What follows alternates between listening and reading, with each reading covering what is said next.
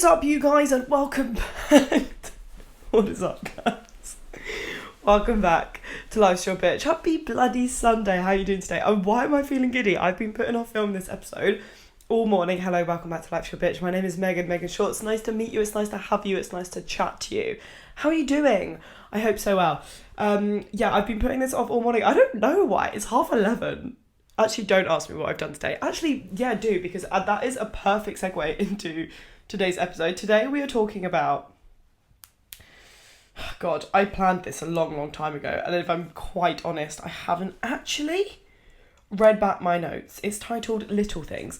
I can't remember what this is going to be titled. Something along the lines of, like, we're essentially talking about living your dream life, dream habits, dream little moments, romanticising your life, having a good life, dare I say, and maybe a niche experience. But as I have growing up, I'm realising nothing in this world is a niche experience. And the sheer guilt that can come with that, which is why I think it's not an easy thing to do and something that nobody's really... A piece that I haven't heard people talk about. Romanticise your life. I feel like a horrible person sometimes when I romanticize my life. Okay, that's extreme. But it's actually not either. I don't know, romanticising your life and I feel like living... Well, are they a different thing? We're going to get into it. But welcome back. Happy Sunday. Hope you're doing well. Obviously, we're going to start with 3 things I'm grateful for. I think I will have said this a few episodes ago. So grateful for my life coach and like the time and personal space I've had recently and my friends and like, therefore my fucking life. Like me and Gabby at the moment are like, I feel like I always say we're closer than ever, but like we really are. Just ever since she spent that week here. I do have a coffee, by the way. The best feeling ever. Although looking at the sound waves, I think that was louder than intended. I'm just gonna have a sip. And I will be finishing this in this episode, so sorry about that if that's annoying. Ever since she spent the week here, we're just literally like, we're talking on 4 different platforms at once, at all times, different conversations, that kind of vibe. And she was just like, you are so light and giddy and you're having fun and it is so nice to see. And I was like, yeah, I actually feel all of those things as well. I really, really feel like this life coaching is just like taking weight off my shoulder. And we've been having a lot of conversations recently about, guys, it's going to go without saying, okay? I'm not self-diagnosing anybody. Don't cancel me for talking about neurodiversity because I'm going to talk about it. And I'm aware it's like a huge topic online at the moment and it's not something to be glamorized. And I think that I'm coming from it from that angle as well of like, it's not a cute, fun thing to have. Not that I do have it. I've not been diagnosed with autism or ADHD, but being dyslexic, therefore already neurodiverse, I definitely think I show traits of both. And gonna re-record that little bit because I said her name. We've got a friend who works in that kind of sector with kids. I never know like what her actual job title is. She's like a therapist, she's a psychologist, she is actually going to do her like doctorate. Fingers crossed. I have no doubt that she will get in somewhere. She's doing her interviews this week actually. And so she's very well versed in that. Obviously, she's literally doing a doctorate to be able to like diagnose people. And like we had a huge conversation about it while Gabby was here because my other 2 friends are also dyslexic, do both also kind of not diagnosed but have therefore then traits of kind of both and definitely struggle with aspects of kind of like both of those things. And like having Emily there kind of like validating it and being like, yeah, no, it really wouldn't be shocking to me if you guys did because you already are neurodiverse. All of the jobs that then we all have make a lot of sense to people like that. Anyway, and I think I've just found a lot of freedom recently in talking to my life coach and getting a lot off my shoulders, a lot of which we're actually going to talk about today, work-wise and how I think and why I think and like a horrible cycle I have with like productivity and creativity and just like, I'm really not nice to myself, which is why I got life coaching to really try and like chill out. Again, we're going to talk about so much of that in today's episode, but also kind of coming to terms with the fact that like, oh yeah, like not only do I not want to fit in this hustle culture anymore because it's not fun, it doesn't work for me because my brain doesn't fucking work like that. Like, even with dyslexia, I know that like I find planning really hard and I find it really difficult to find ways to manage myself. And a lot of people see me as like this productive, organized person, but they just see like a mask, if you will, because I find it so hard to plan and organize myself. I spend so much time trying to find a solution so it looks like I have all of these plans and whatnot, but like never am I ever executing it because I can never fucking find a way that works for me. And like growing up, when I got diagnosed with this is, oh my god, what a tangent. Growing up, when I got diagnosed with dyslexia, do you get diagnosed? Yeah, when you get, yeah, it's a diagnosis really, isn't it? I suppose. Feels extreme, but like you'd get diagnosed ADHD, you'd get diagnosed autistic. I think you get diagnosed, like I had to go and do tests and stuff, or got my results, and yes, you have dyslexia, whatever it is. I remember again that feeling of that big weight of being like, oh my god, okay, so I'm not bad at these things, I'm not stupid, I'm not clever, I'm not all of these things, I'm dyslexic. My brain doesn't work like that. Oh, that's why I am so good at XYZ. I don't know, just having these conversations about like, oh wait, like I think like this and do this and do this, is that, and then like other friends who have these things or are familiar with these things are like, yeah, that could be, like obviously she's not sitting there diagnosing us, but like, I don't know, just like talking out loud about those things, I'm like, oh my god, I need to stop trying to fit myself into plans, daily routines, jobs, expectations that simply just will not ever work for me.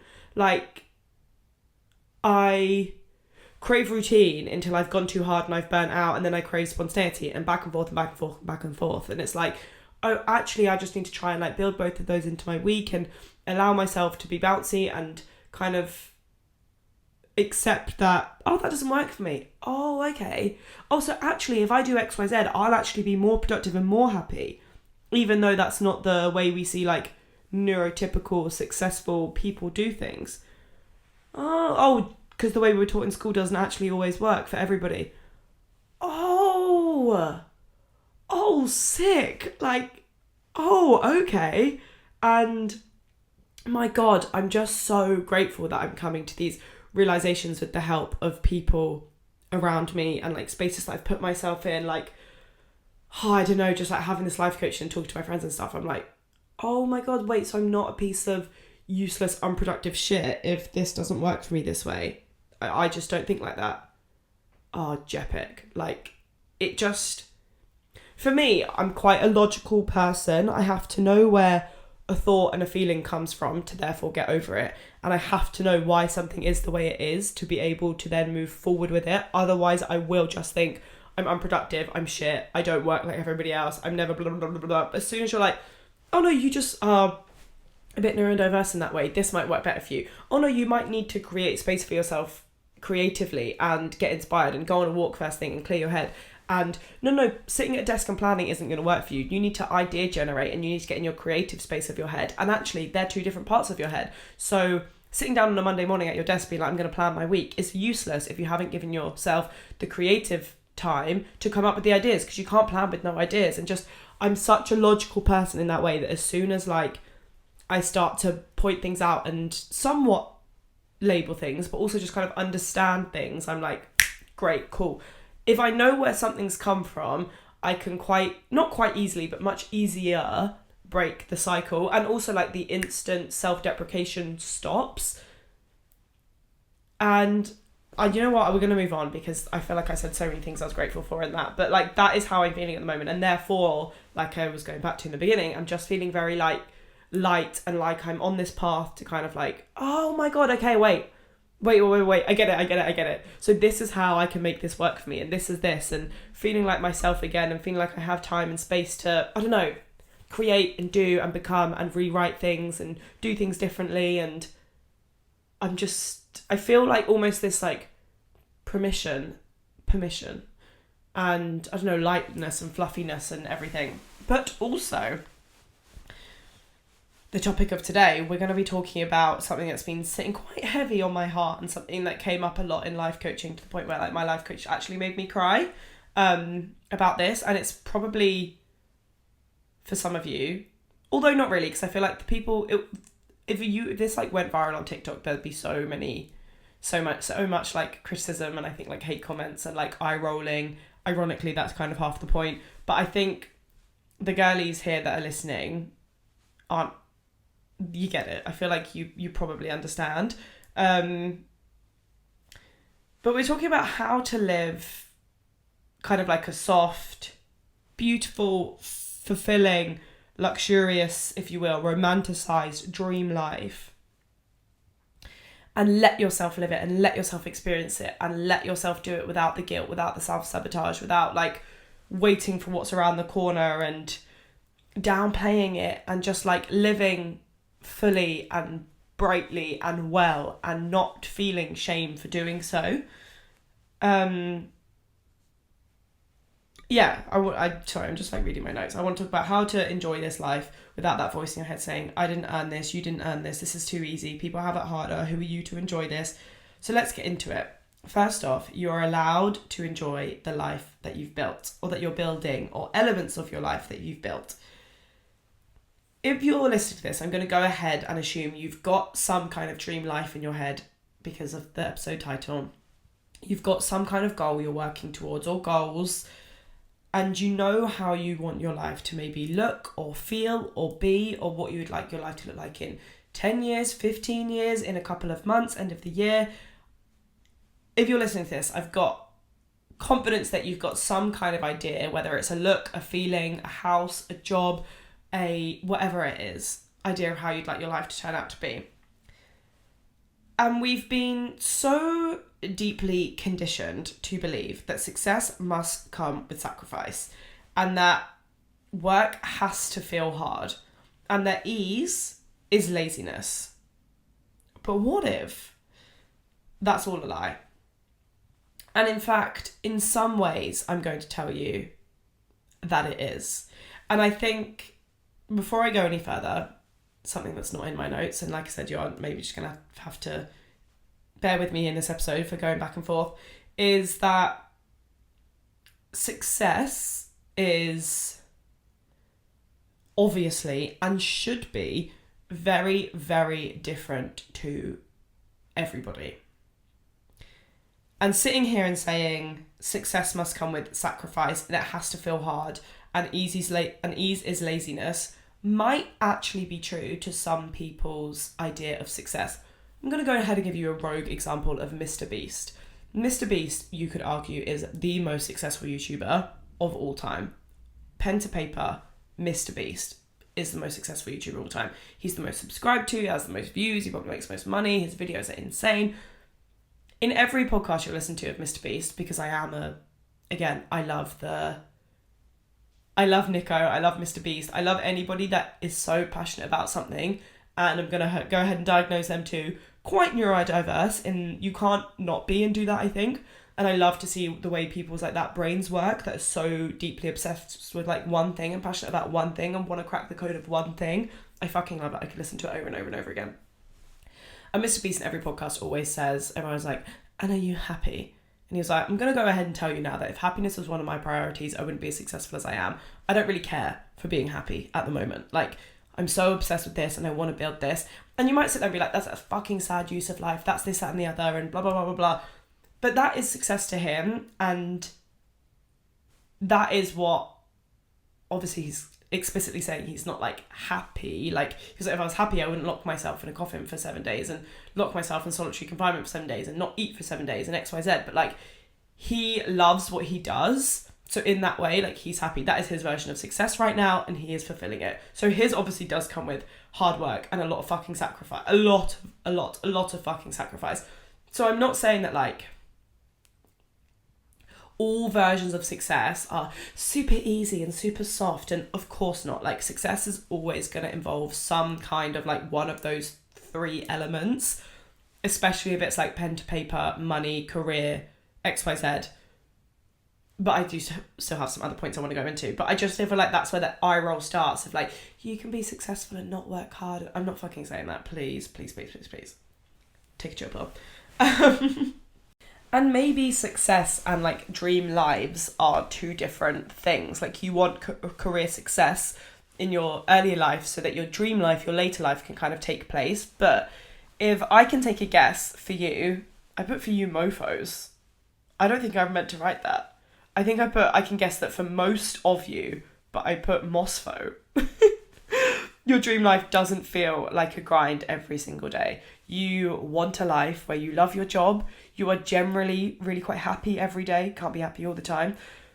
But there's this element of like contentness, softness, obviously success, and your dream life looks different to everybody, blah, blah, blah, blah. I'm not going to keep yapping on about that same thing. But I'm going to go ahead and take a guess where like your dream life doesn't involve you like waking up at 5 a.m, working your day, not sleeping till 10, constantly worried about things. Yet if you're anything like me, and this is where the audience maybe splits and maybe you don't agree, you feel so guilty for living that life, or almost don't feel like you've worked hard enough yet to enjoy that life. For example, I definitely have a dream life. I definitely want to build on things. I'm definitely not there yet. But there are so many elements of my life that are a dream.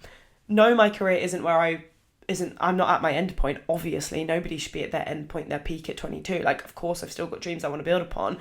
But I am in the career that I quite literally always dreamt of.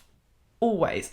I had a moment the other day, and I have these moments quite often, where I was just like sitting in my mirror. It was like, again, 10:30. I was getting ready. I was doing whatever. This week I'm taking it super slow because when you're listening to this, I'm running the fucking marathon. So I don't have any training to do. I'm not really doing anything. And my parents come today when I'm filming this. So the whole week I've just been like banking, sleep. I've just been like getting up whenever, doing whatever, because I'm not running for like 3 hours or anything. Do you know what I mean? I'm not going to the gym. I'm literally not doing anything. So I'm just letting myself sleep all morning and then get on with my day. And I was just like, you are doing it. You're here in your flat at 10:30, nowhere to be, nobody to answer to. You're doing the thing that you always thought you were going to do. That is actually like not to be taken for granted. Like, that is insane. But yeah, if you're anything like me, you kind of, I've a term I've used a lot if you listen to the podcast and if you watch my YouTube, I think mainly the podcast though, I used to say it years ago, is that I find it really hard to enjoy the perks of the job. And I think in this episode, that's kind of what I'm delving into. But what of a luxury life, a happy life, is enjoying the small things. Having a job you love, even in the smallest way, is your reward, your fuel, and your fucking birthright is to build a life that you are happy living. So let's redefine luxury real quick. I'm not talking about yachts and designer bags and private jets and big holidays. Although, again, if that's your vibe, that's what your success is, fantastic. But I'm talking about being able to have a slow morning with your oat milk iced latte, slow walks in the sun without your phone or having anybody to answer to, being able to take the afternoon off to get your nails done, working from a cozy cafe just because it makes you feel like the main character and it makes you feel good about your life, reading a book on a Friday morning and starting late when everybody is grinding and rushing to finish the week. They are, for a lot of people, especially at this age, not things, and that's why I don't want this episode to come across as like eye roll, like fucking easier said than done, because again, hilarious though, because ironically half the point of this episode is rolling your eyes at things like that. But I'm talking about like a dream life. I'm sure you can all admit that there are parts of that yeah, that would be amazing if I could build that into my routine and like make my life, be able to have elements of that in my life, or whatever that is to you, whatever those moments are, being able to like go to a different city every Saturday morning and spend the day there just because. And the small things in life, the little luxuries, those are the moments that make you feel full. They make you feel feminine and they make your life yours. And you do not need to apologise for them, feel guilty for them, justify them, validate them For example, when I do take a Tuesday morning off to get my nails done, not always Tuesday morning, but you get the thing, you get the gist. If someone then asks me what I've done today, I got my nails done in the morning, but oh my God, I woke up before that at like 5 a.m. and then I went to the gym and then I did this and then I came back and I haven't come off my laptop since and I'm actually really stressed and I just, no. What have I done today? Oh, I got my nails done and then I came back and I worked the rest of the afternoon because I have been fortunate enough and lucky enough and worked hard enough in my life that I've built a life where I'm able to do that for myself. And that's great. And I don't need to justify that to anybody else. And I don't need to pretend that I'm working harder than I am and that my day's been tougher than it has. I'm so grateful for this life, but I will often apologise and validate to myself and to others. Again, I can sense the eye rolls, but maybe it's just because it's an insecurity of mine. Maybe you're like, yeah, that does sound really lovely actually, but I can understand how that would feel quite like you've got something to prove afterwards. I am nervous about this episode, she says halfway through. But speaking to my friends who are also building their own things and love their jobs, or just even the idea of romanticising your life, I think is quite similar. But yeah, I've had friends who are like building their own things and doing their own things who get it, who they'll try and explain to their parents what they're doing. And their parents are like, I'm not seeing you work really hard, so I don't think you're doing anything, kind of thing. Do you know what I mean? And just similarly with like romanticising your morning, it's like you go into work at an office job. Like I remember when I had that little job for a while and she was like, what did you do this morning? And I was like, oh, I got up at 6 so I could go to a workout class. Then I got a smoothie and I did my makeup and I walked here in the sun with my smoothie so I could like start my day nice at 9 a.m. She's like, he's literally used to be like, Gen Zs are like hilarious. Like I just rolled out of bed and came. And I'm like, oh, right. So now I feel fucking stupid for like having a nice morning and like romanticising my life and having the most of it. Should I have said that I got up and I did loads of work and I did X, Y, Z? Like, in so many ways, we are conditioned to think that we shouldn't be taking moments in our day to enjoy them. And as much as there's a huge movement of like romanticising your life and the little things and X, Y, Z, we're not talking about the guilt and like the silliness feeling that can come with it, especially then when you're presenting yourself to older generations, if you will, as well. But then the guilt that also comes with it when you have friends who aren't in a position to do that right now. Anyway, I'm going to talk about that later, so we'll go back to it. The guilt that comes with ease. Sometimes when we finally do get what we've always wanted, the guilt shows up first. Like, wait, shouldn't that have been harder? Shouldn't there been a longer graft? Shouldn't I be more stressed? Shouldn't work feel harder? I need to prove myself. I can't relax in this. I can't charge for this is a big one. Like I've got a friend at the moment who's building a business and she's like, there's no way I can charge for this. It's so easy. I'm like, but people are asking you how much you charge. It's not easy. You're just fucking good at it. And the guilt that comes up and the imposter syndrome that comes up when you have actually built a life out of something you're good at is huge. Again, it probably sounds ridiculous, but it really is. It's easy and anyone can do this and it's uncomfy and it's unsettling, those feelings, especially if you grew up with people whose jobs were emotionally and physically draining, nurses or a single mum or 9-to-5ers who hate their job. I know my mum's job was really like emotionally, mentally, somewhat physically like exhausting. It can almost feel wrong to be living in the flow and romanticising your life when you can so clearly see that people around you don't have the means, the time to do that, or don't make the means and the time to do that anyway, because I do think to some degree everybody can. And then give me 2 minutes, we're going to talk about career. To be making money through creativity, to be taking midday naps, if that's what you really want, and still calling yourself productive is okay and is valid. Your dream life is valid, even if it looks so wildly different from the people around you. It's okay if your success doesn't look like hustle culture. It's okay if your hard work doesn't leave you burnt out. It is okay if your hard work and your demanding job doesn't leave you burnt out.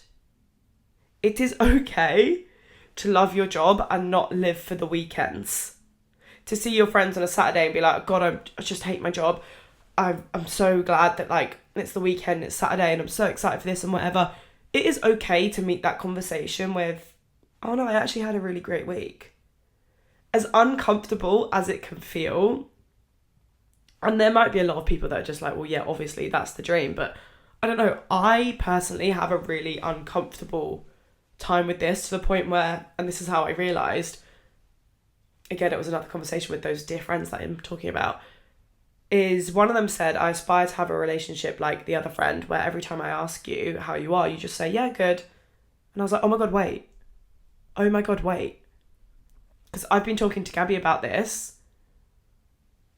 Literally, I was talking about it the other day, but for a long time, that I'm, like, me and Gabby literally had a phone call a few days before where I was like, I hate myself because I hate my life because I'm so boring, because every time someone asks me how's work, how's things, yeah, good, yeah, that's it. I'm like, I've got nothing to talk about. And then when my other friends said that, I was like, oh my God, it's not that I've got nothing to talk about, it's that I've got no drama to bring, no chaos to bring. Anything I do tell you about, like my work or something, would feel like it is bragging. So I don't.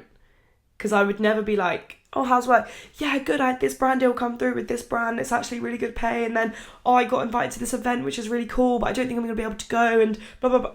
I would never in a million years sit and do that with people. It's something I'm working on now, especially with these friends now, because then we had that chat and I was like, all right, fuck it. Do you know what, actually, girls? Like, I got my paycheck through yesterday and this is the best month of business I've ever fucking had, like, financially. And they were all like, what the hell? Like, this is huge. I'm like, God, it's really nice to, like, celebrate fun things with people.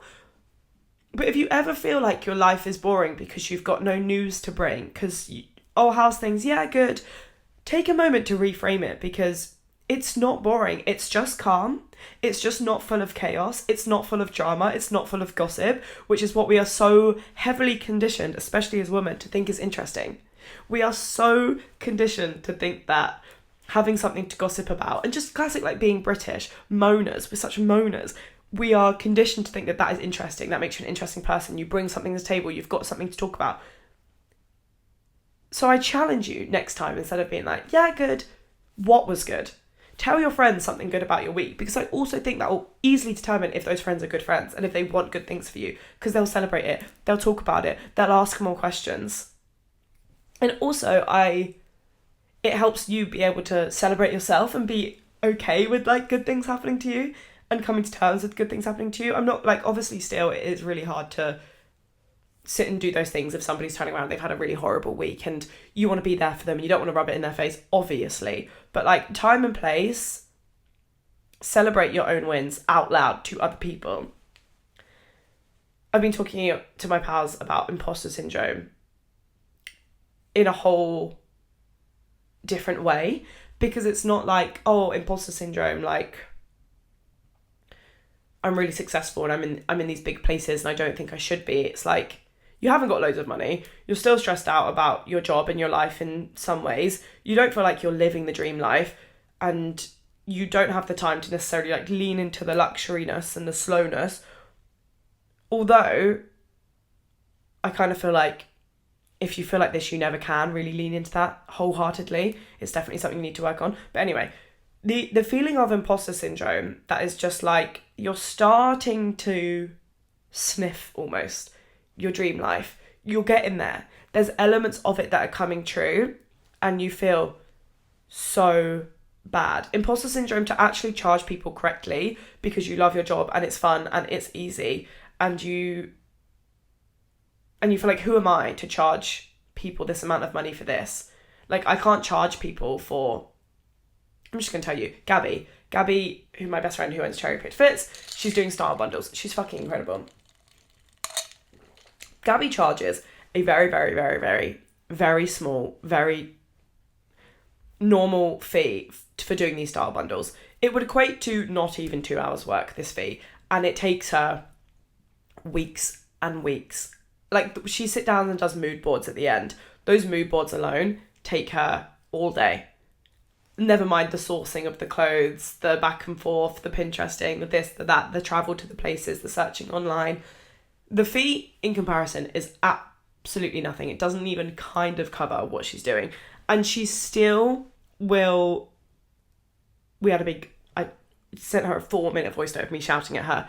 She still will say to people, it's this much, don't worry if not though, I'm very happy to bring down the entire price, like yada yada yada. She's like, Megan, I can't charge people this for style bundles. I'm like, you can and you will, because they're asking you. If they thought it was easy and they thought they could do it, they wouldn't be DMing you asking you to do it in the first place. You are good at what you do, and that does not mean that you shouldn't charge people correctly for it. Just because it's easy for you, just because it's fun for you, doesn't mean that it's not valuable, and it's not a valuable skill that not everybody has. And again, I spoke about this before at uni. You are not only doing you a disservice by saying that, you're making other people feel bad in the process. I used to do this all the time at uni. I'd be like, I don't deserve a first, it's so easy, like, just do this, that, and the other, yada, yada, yada, yada, yada.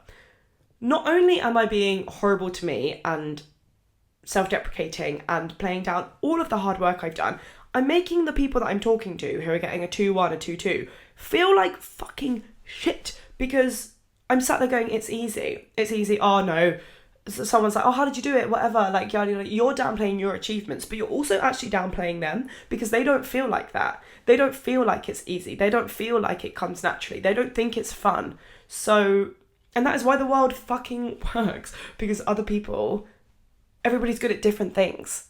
Everybody has different skills. And just because your fun skill that you have is fun to you and it's easy to you, it's no less valuable. Your skill is not only valuable if it's hard. If it's hard graft and only a certain amount of people can do it, that's not what makes a skill valuable. It doesn't have to be hard and boring and unenjoyable for it to be valuable and for you to be able to charge money for it.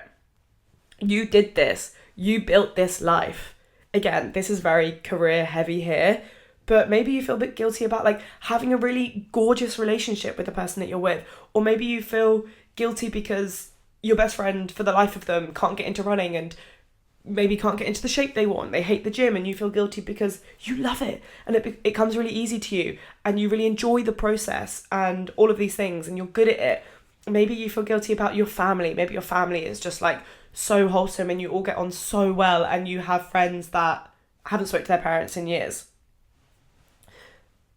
I think what I'm saying is applicable in different scenarios. Like I said, even from walking into the office at 9 a.m. and having gone to the gym and had a nice breakfast and read a couple of pages of your book, you will get people roll their eyes at you and being like, fucking hell, she thinks this is so... Yes, I do think this is fucking precious. And yes, I am going to fucking make time for it because we've only got one life. What do you want me to do? Just fucking join the rat race? Like, I'm going to try and make life as enjoyable for myself as I can at any given moment.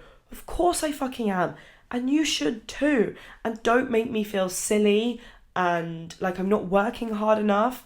It's like the people that think they need to stay later to like get more recognition at work. It's like you can't make me feel like that. Don't make me feel like I'm not working hard enough just because I'm working exactly what you're paying me to.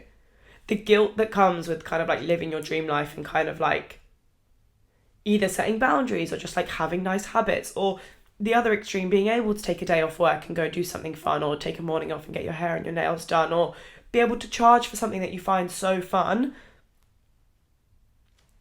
I think when people on TikTok are like, but how do I do it? Like, what do I do? Blah, blah, blah. I don't think they find the physical act of romanticising their life hard.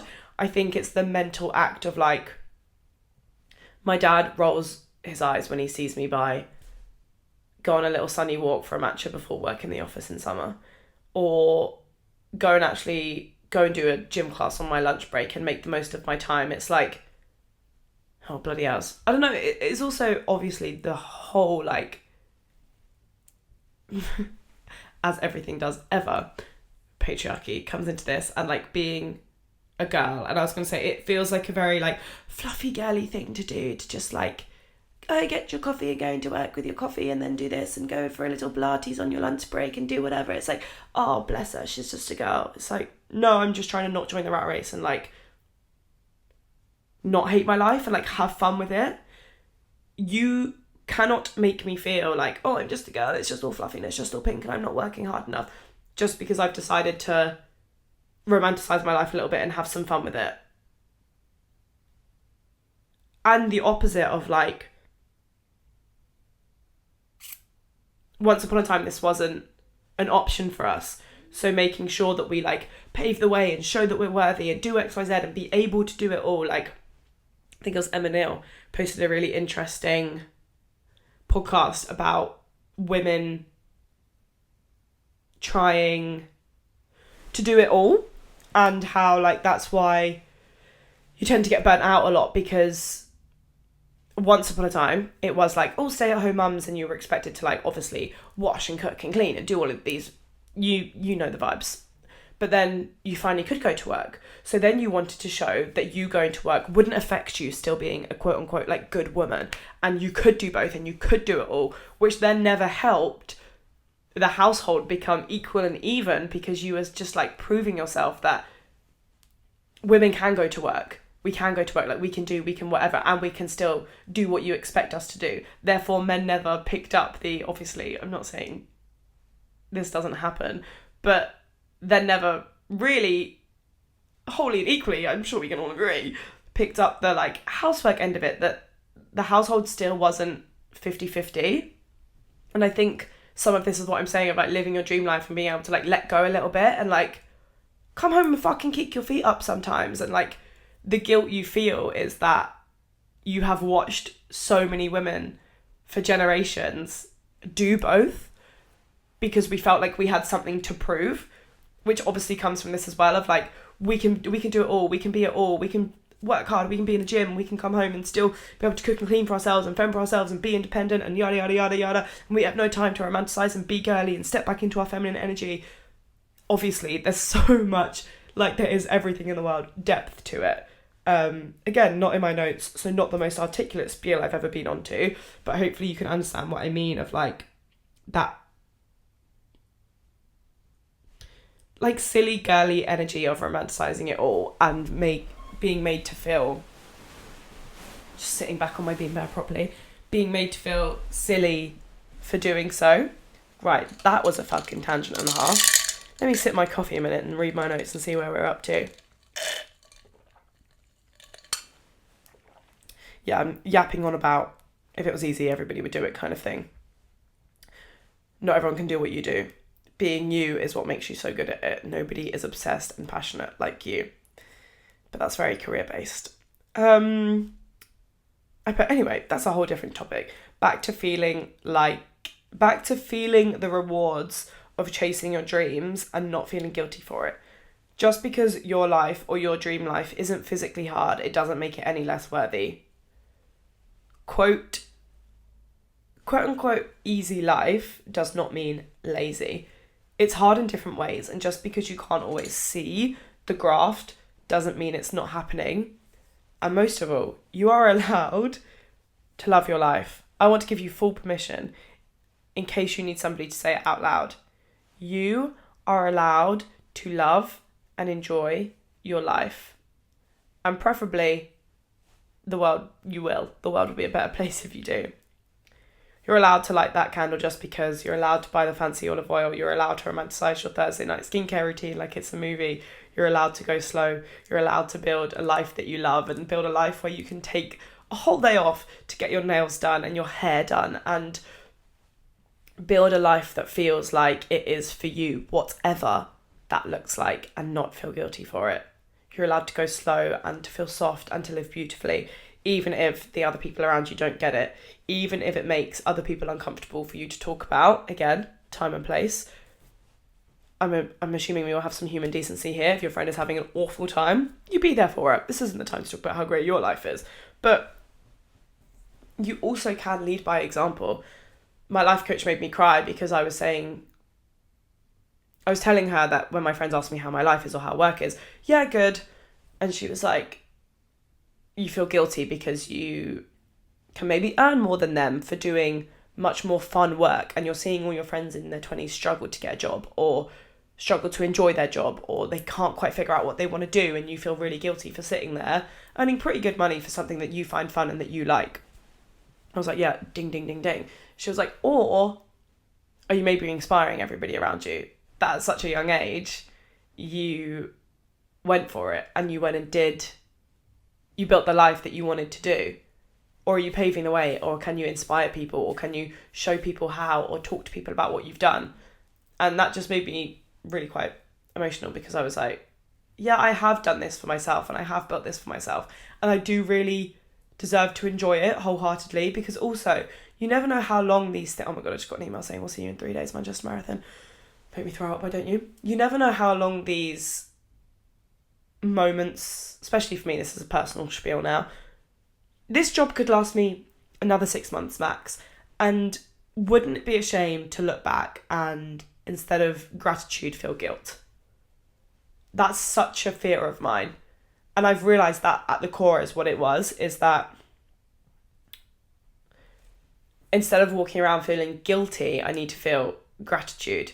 Instead of hanging my head in shame that I got my nails done on a Tuesday, I need to own it like a fucking girl boss and be like, yep, I made time to go get my nails done this morning and do X, Y, Z. Oh no, I didn't work till midnight because I managed to do that, because I've managed to build a life where I don't need to grind like that.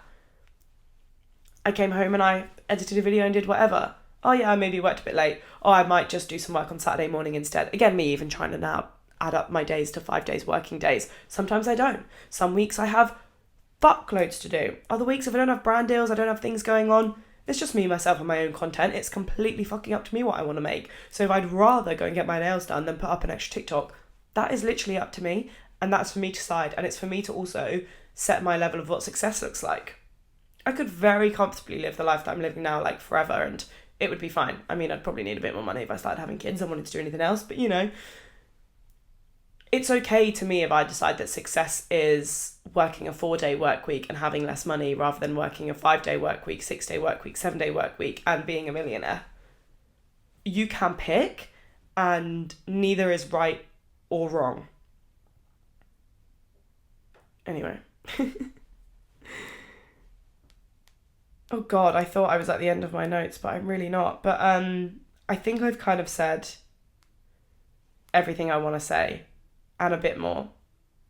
I've said I think this is a bit of a personal podcast, talking about me and my life coach, and then talking about gratitude. And I suppose it's funny when you start living your vision board, when your vision board is just a nice, quote unquote, easy life, because it's a job you're good at and you feel like you should have it harder. You feel like your vision board should have been harder to get to. But I actually think that's quite beautiful, because it's like, oh, I'm quite content actually. I just want a nice life, a nice, soft, slow, beautiful life. Like my vision board I'm looking at now, it has books on it, it has paintings on it, it has a marathon on it, it has a car on it, it has dance on it, and vegetables on it, and nice quotes. But it also says, I deserve it. It says, I don't know what all of those say because I've not got my fucking glasses on, but it says something along the lines of like, I deserve it. The life, the family, the dream, the peace, I deserve it. Which is quite fitting actually, and quite hilarious. But again, like looking at my vision board, it's nothing crazy. It's the vibe of the life that I would like to live forever. Full of things I love. Hobbies. There's actually deep that though, to be fair, Megan.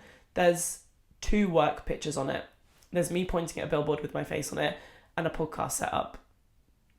And that's what's on my vision board. Other than that, it's pole dancing, it's the gym, it's dancing, it's retreats, it's books, it's paint, it's a lot of lovely quotes. And I think instead of feeling like you've got something to prove and like you should be working harder and you should be striving for more, I think it's quite beautiful that you can be so happy with such a quote unquote simple life. Which in itself is just really beautiful actually. I think this episode definitely healed something in me. Like, it's funny even then to just catch yourself and be like, yeah, I took a half day off on Tuesday, so I'm going to work a half day off on Saturday. No, my dream life is one where I can work less, do meaningful work that I love, but not feel like I need to constantly be on 24/7, love what I do. And if that means not being the best of the best, that's okay with me, because I've got so much to live for outside of that. And that is the really important part.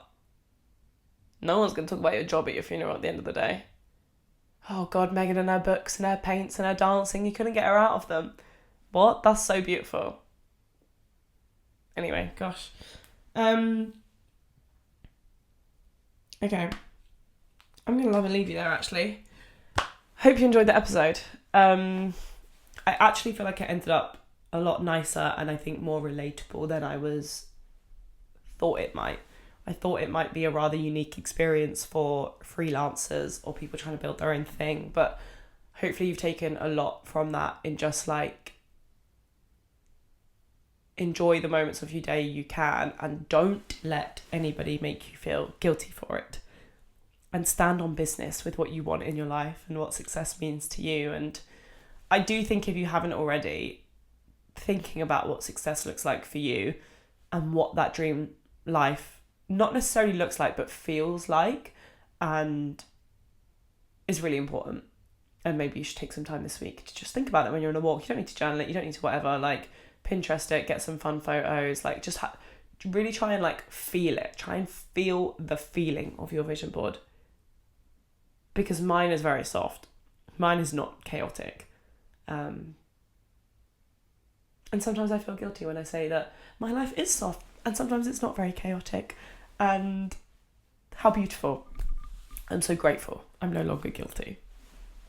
Love you guys loads. And I'll see you next week for my birthday episode. It's my birthday next Sunday. Love you guys.